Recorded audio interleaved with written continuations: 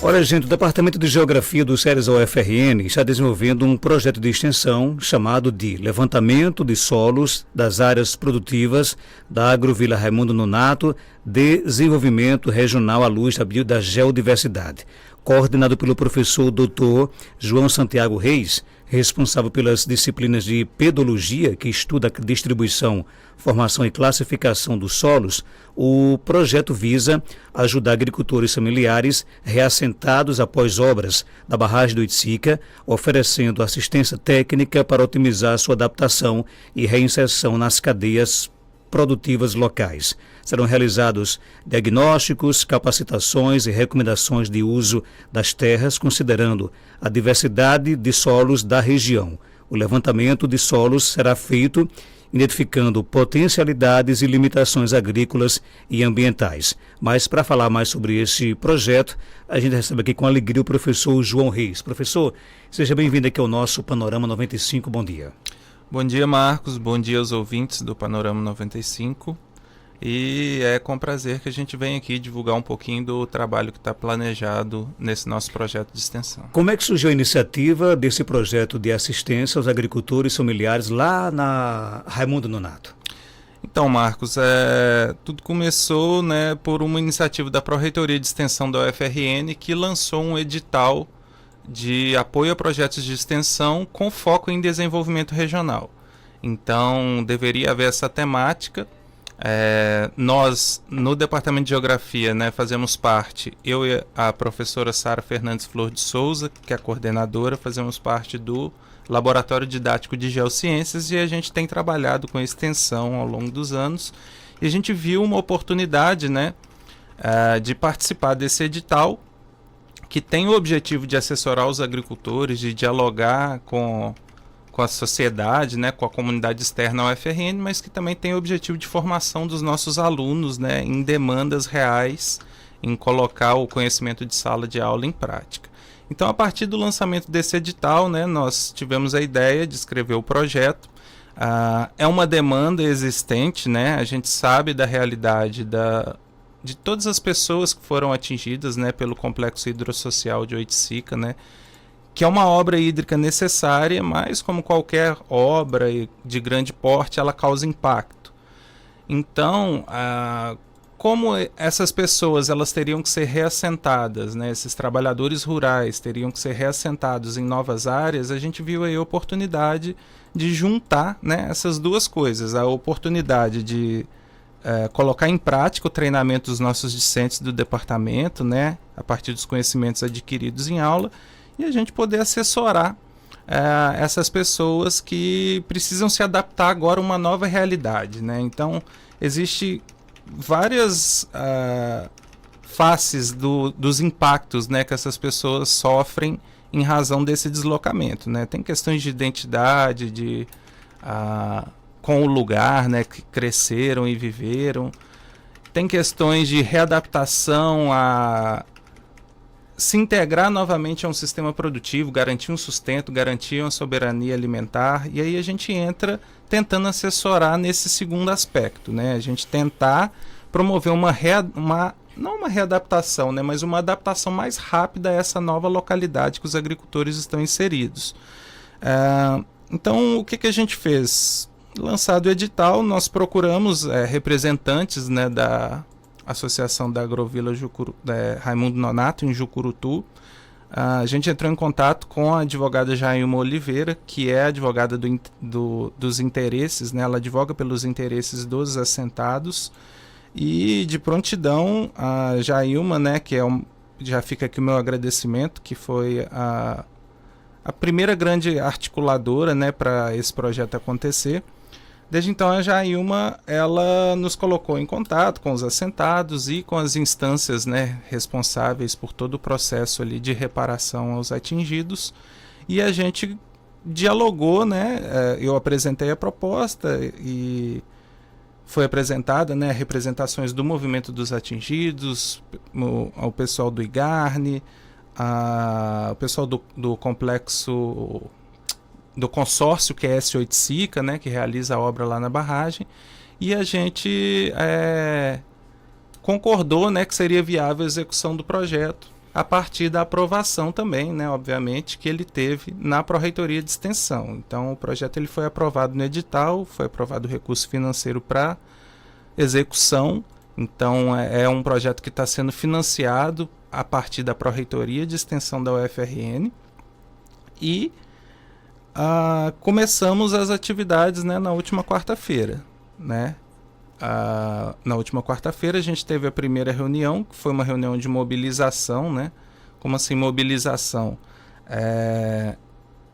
Nós tivemos uma reunião com todas as famílias assentadas na quarta-feira, último dia 24, para a gente poder apresentar o projeto a todos, né, oficialmente, e estimular uma participação ativa dos agricultores, né? Porque isso faz parte, né, do caráter extensionista da universidade, né, do que é a extensão universitária. Mas a gente pode voltar a falar disso um pouquinho mais à frente. Professor, quais são os principais desafios enfrentados pelos agricultores familiares lá da Agrovila Raimundo Nonato e como é que o projeto ele pretende ajudá-los a superar esses desafios? Sim, nós temos diferentes perfis, né, de moradores e de agricultores lá no assentamento Raimundo Nonato. E os principais desafios, como eu disse, é essa readaptação, né? Conhecer novamente, conhecer uma nova realidade, né, de trabalho e de meio físico, né, de terras. Então, eles que vieram de outros locais que serão inundados, né, com a construção e posterior, né, inundação, né, causada pela barragem, eles são realocados para uma nova realidade. Então o desafio principal é que, como todo mundo sabe, todo mundo que ou é agricultor ou que tem algum parente agricultor sabe que na agricultura, e principalmente na agricultura familiar, a gente tem um conhecimento empírico muito grande, né? Aquilo vem de processos de tentativa e erro ao longo dos anos, e muitas vezes esse conhecimento é passado de geração em geração, e às vezes essas gerações estão na mesma terra, no mesmo lugar há muitos anos. Então às vezes quando a gente tem um deslocamento para um novo local, pode ser que aquilo ali não funcione muito bem. Então é um desafio essa adaptação dos agricultores a esses novos locais que eles terão para utilizar, né, como locais produtivos. E aí vem o projeto, né, com o objetivo de fazer esse assessoramento, de fazer um atalho, trazer um conhecimento técnico, fazer um diagnóstico dessas terras justamente para ajudar que seja mais rápida essa adaptação desses agricultores. A resistência atrapalha, porque a gente está falando aqui de pessoas que moram ali há 50 anos, ou um pouco menos, um pouco mais, né? Não, quem entende aqui sou eu que moro aqui há tantos anos. Essa resistência atrapalha um pouco às vezes? Marcos, com muita sinceridade, essa resistência ajuda. Por que eu estou dizendo que ajuda? No caso do nosso trabalho, a gente vai fazer um diagnóstico das terras. Então a gente vai chegar lá, vai fazer um levantamento e um mapeamento dos solos. Vocês não vão orientar o que plantar? A princípio, não. A gente precisa de um primeiro passo, que é conhecer a realidade para saber como trabalhar nela, né? Então, porque eu estou falando que eu não considero resistência, né? Mas o conhecimento local, o conhecimento do agricultor, ele é muito importante, ele nos ajuda muito nesse trabalho diagnóstico. Porque se a gente parar para pensar bem, quem está lá na terra, quem conhece, quem lida, é o agricultor, né? Então a universidade ela não está indo lá para ensinar, para colocar um conhecimento técnico como dominante, como correto. Ela está lá para dialogar, né? O agricultor tem o conhecimento da realidade ali de onde ele está, apesar deles estarem ali há pouco tempo, muitos já trabalham na terra lá, então eles sabem melhor do que eu, que estou chegando lá agora para fazer um diagnóstico, onde que eu tenho um solo que é mais argiloso, onde que, essa parte aqui tem mais pedra, essa aqui tem menos pedra, aqui é um pouco mais raso, aqui é um pouco mais profundo. Então o conhecimento que eles têm acerca da terra, do local, de propriedade deles inclusive, para nós ele é essencial e é também, Marcos, uma característica da extensão universitária esse diálogo entre o saber da universidade e o saber da sociedade em geral. Um aprende com o outro, então. Exatamente. Né? Não é uma coisa que a universidade vai levar, mas é um processo de troca. E até, né, aproveitando a deixa, desse projeto de extensão também resultará uma pesquisa de dissertação de mestrado do Programa de Pós-Graduação em Geografia do SERES, né, o GeoSeres, que busca justamente formalizar, documentar esse conhecimento do agricultor e a percepção que ele tem sobre a terra e sobre a paisagem. Então, na Agrovila, além da gente fazer esse diagnóstico para assessorar os agricultores, esse mapeamento de solos, a gente também vai, nos momentos, né, porque a metodologia do levantamento de solos, a gente precisa ir lá, a gente abre verdadeiras trincheiras, né? A gente chama de trincheiras porque a gente precisa ver o perfil de solo. Então a gente tem que ver como é a organização daquelas camadas que o solo tem, né? Que a gente chama de horizontes. E nesse momento, no projeto de extensão está prevista a participação dos agricultores, justamente para que eles consigam olhar, fazer observação ali junto com a gente, conhecerem como é que são os solos deles e para que haja esse momento de troca de conhecimentos, né? A gente vai estar lá com o conhecimento da universidade e eles também vão estar lá com o conhecimento deles, falando para a gente como é que eles conhecem aquilo ali, como é que eles utilizam, o que dá certo ali, que eles já experimentaram, o que não dá. Então, vai haver esse diálogo. Eu não encaro como resistência, né? Eu encaro como um conhecimento local, né? Empírico, e que tem que ser valorizado também e que nos ajuda muito no nosso trabalho técnico, vamos dizer. Vocês estão levando, né, se estiver equivocado pode me corrigir, a proposta de uma diversidade do uso dos solos, né? Qual é a importância dessa diversidade de solos aqui no Seridó Potiguar para a agricultura local, né? E como é que o projeto ele leva isso em consideração em suas atividades? Sim. Que o Seridó é uma área muito geodiversa, que existe uma diversidade geológica muito grande, é internacionalmente reconhecido, né? Não é à toa que a gente tem aqui um dos poucos geoparques do Brasil reconhecidos pela Unesco.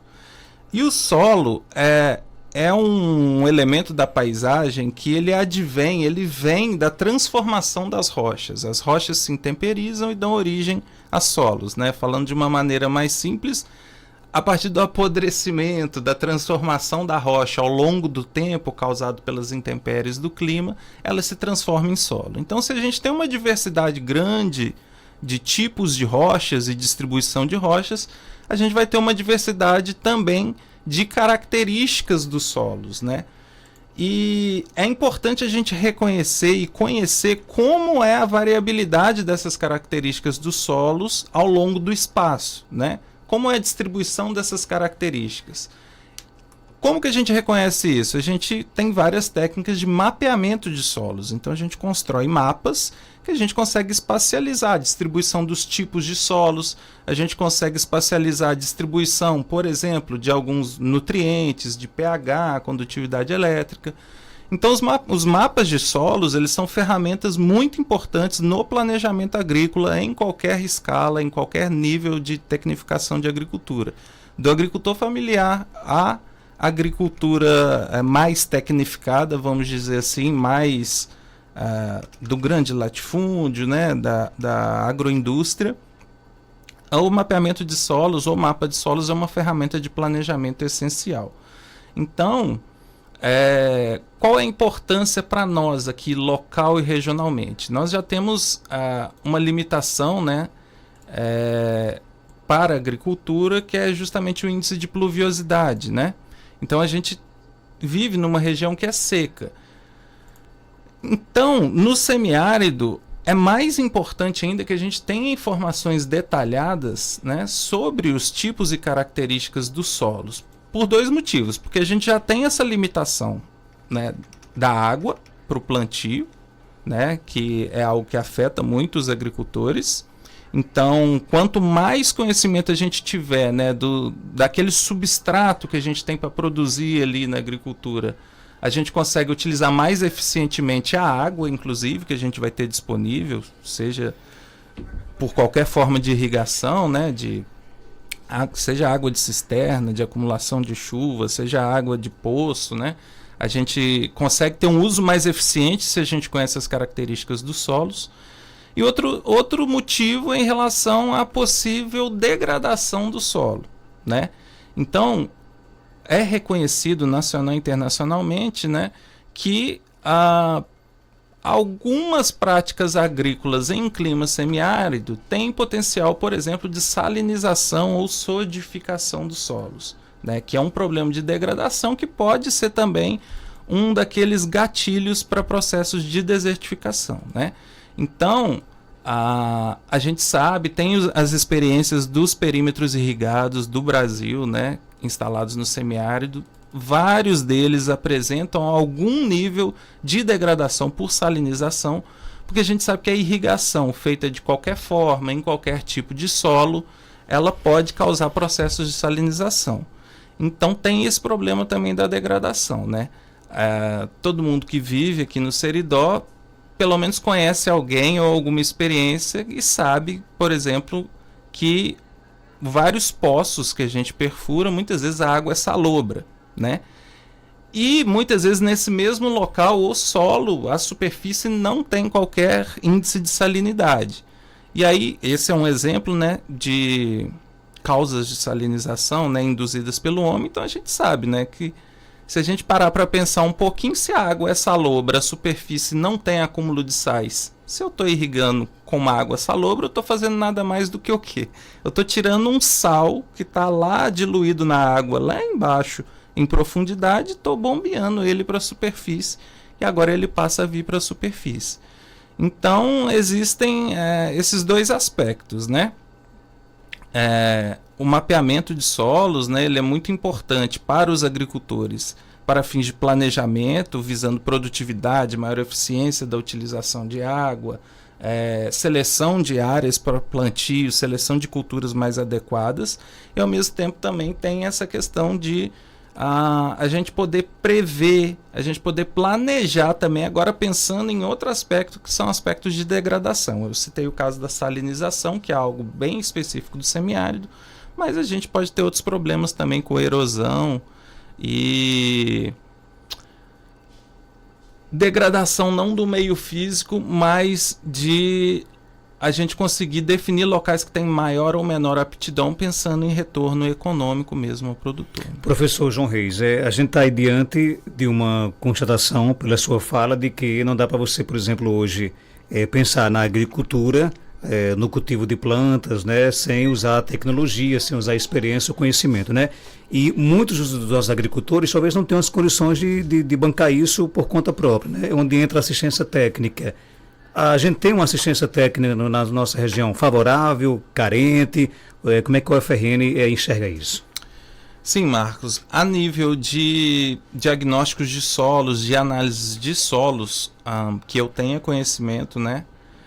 No estado do Rio Grande do Norte, a gente tem 2 laboratórios que prestam serviços de análise de solos que estão à disposição dos agricultores, né? A gente tem um laboratório da Imparne e a gente tem também laboratórios do Departamento de Ciências Agrárias e Florestais da UFERSA, em Mossoró. Então, a nível de análise de solos, a gente tem uma carência de laboratórios para fazer essa prestação de serviço, né, aos agricultores em geral.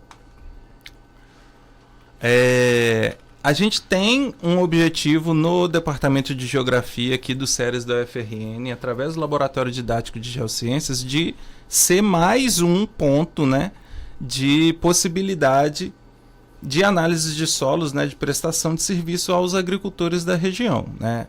A gente começou a estruturar o laboratório tem pouco tempo.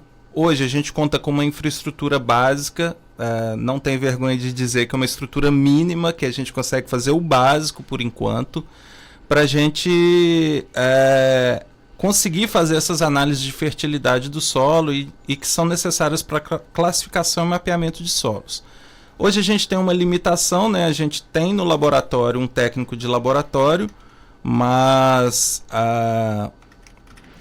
faz aproximadamente 1 ano e 3 meses, né, que está vago esperando concurso lá. Então a gente está esperando, né, chegar esse técnico que o laboratório tem através de concurso. Talvez ocorra esse ano, né, novo concurso da UFRN, eu não posso garantir nem confirmar, mas a gente espera que seja para esse ano.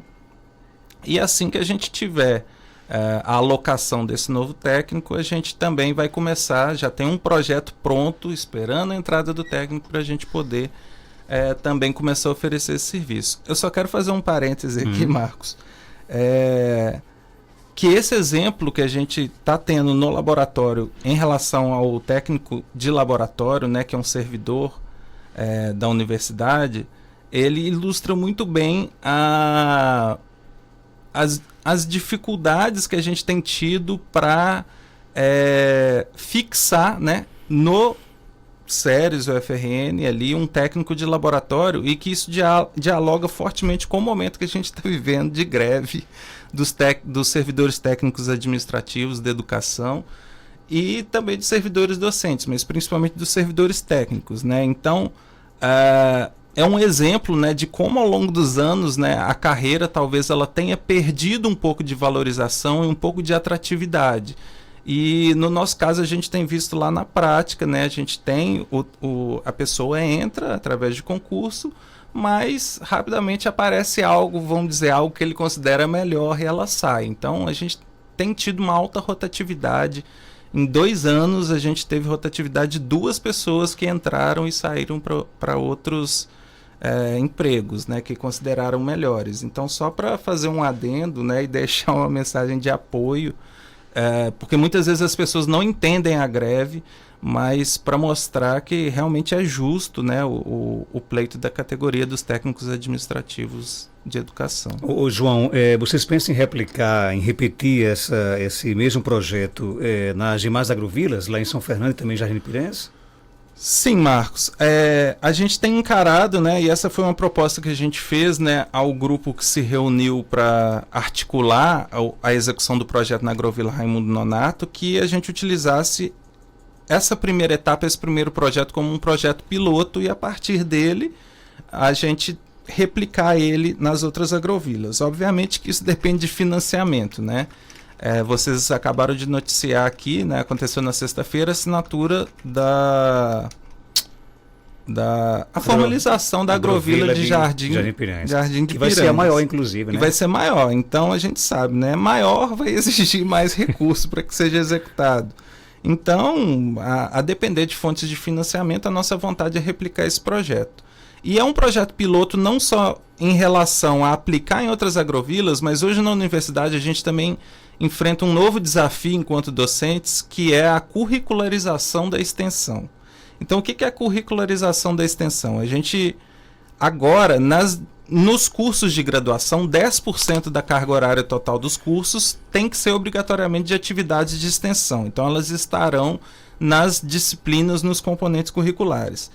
E nós temos pensado esse projeto da Agrovila Raimundo Nonato como um projeto piloto, né? Foi registrado como um projeto de extensão, mas que a gente pretende, na verdade, inserir esse tipo de trabalho, e aí talvez fazer nas agrovilas ou em outras propriedades de agricultores familiares, né? Principalmente, né, pessoas que não têm condição de arcar com esse custo da assistência técnica, a gente inserir como curricularização da extensão das disciplinas de solos, de pedologia, a gente justamente fazer esses trabalhos dialogando, né, com a comunidade externa, tentando levar um pouquinho dessa assessoria, um conhecimento um pouquinho mais técnico, né, aos agricultores. Que bom, né? Deixa eu abraçar aqui uma turma, está lá no FRN também, está aqui lhe ouvindo, né? Você deve conhecer muito bem, seus colegas de trabalho, os professores Jailma, Luiz Gonzaga e a Etienne Lautenschläger. Ela tem um nome difícil, a Etienne, né? Etienne Lautenschläger, né? Você conhece essa turma aí, né, Luiz? De João, né? Tá todo lhe ouvindo lá, mandando aqui um abraço aqui para os nossos queridos professores e professoras aí do nosso SERES, que eu digo sempre que o SERES tem uma grande contribuição, já dá uma grande contribuição à nossa região do Seridó. E que bom que agora, né? Aliás, não é agora, isso já vem de muitos anos, mas a gente vê aí uma intensificação aí nessa questão de projetos de extensão, né? Acho que a nossa região está aproveitando bem mais o potencial que vocês têm no nosso SERES. Isso é muito bom, né, professor? Ah, não, com certeza. A gente pensa, né, Marcos, que o conhecimento ele não pode ficar preso dentro do muro da universidade, né? E não pode ser só um local de que o aluno vai lá assistir aula e vai embora para casa, né? vida universitária, né, o perfil universitário, ele exige, né, que a gente trabalhe com ensino, mas também com pesquisa e extensão. Muitas vezes o ensino e a pesquisa, as pessoas estão mais, vamos dizer, acostumadas a trabalhar nesses dois eixos. E a extensão, às vezes, demanda um pouquinho mais de trabalho, justamente por ter esse diálogo com a sociedade, você, às vezes, prestar um serviço, às vezes, ter esse diálogo de aprendizagem com saberes também tradicionais, trabalhar com comunidades, e isso exige, às vezes, um esforço um pouquinho maior. E concordo com você, né? O Seridó é um palco fértil para que a gente possa ter esses trabalhos, não só porque tem várias demandas, mas porque também é um povo muito acolhedor nesse sentido. Então as iniciativas de extensão sempre são muito acolhidas pela sociedade seridoense. Cito o exemplo da nossa reunião na quarta-feira na Agrovila, que para mim foi muito satisfatório, muito prazeroso, e foi uma surpresa muito positiva a adesão, né, instantânea, né, e o grande interesse que os agricultores têm de colaborar e participar ativamente do projeto. Só passando para desejar sucesso hoje sempre, professor João Reis, sua ex-aluna Ana, acho que é Ana Dantas, né? Um excelente professor, o curso de Geografia ganhou muito com a vinda dele. Olha só, que bom, né, professor? Esses elogios são ótimos, né? Pelo seu sotaque, você não é seridoense, né? Não, eu sou de Minas Gerais. Minas Gerais. Existem algumas particularidades dos solos de Minas Gerais com o nosso? Nada a ver. Rapaz, é bem diferente, né?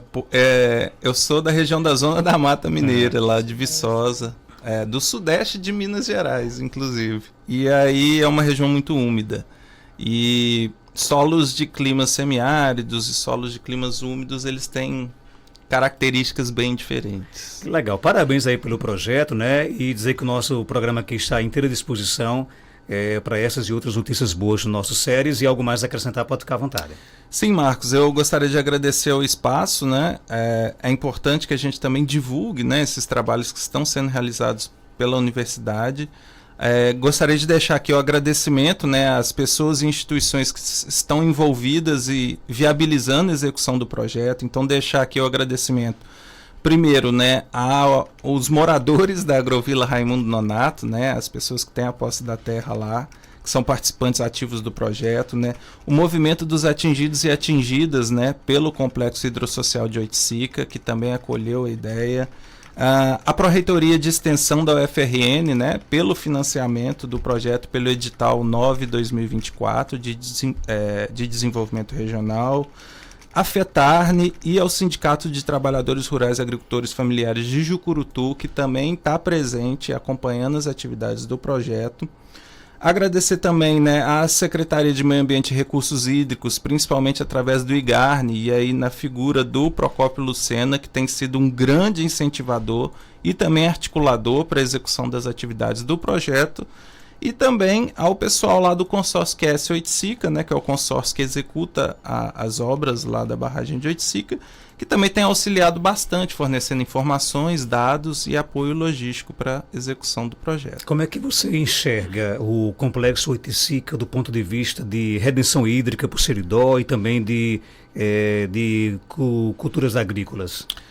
Marcos, essa pergunta daria pano para manga, porque, assim, é uma questão de soberania hídrica, em primeiro lugar, né? De garantir a soberania hídrica no sentido de abastecimento de água humano, principalmente, para que a gente tenha segurança em relação ao abastecimento de água. Esse é um ponto muito importante e que a obra vem para talvez resolver esse problema. Com o tempo a gente vai saber, mas a expectativa é essa, né?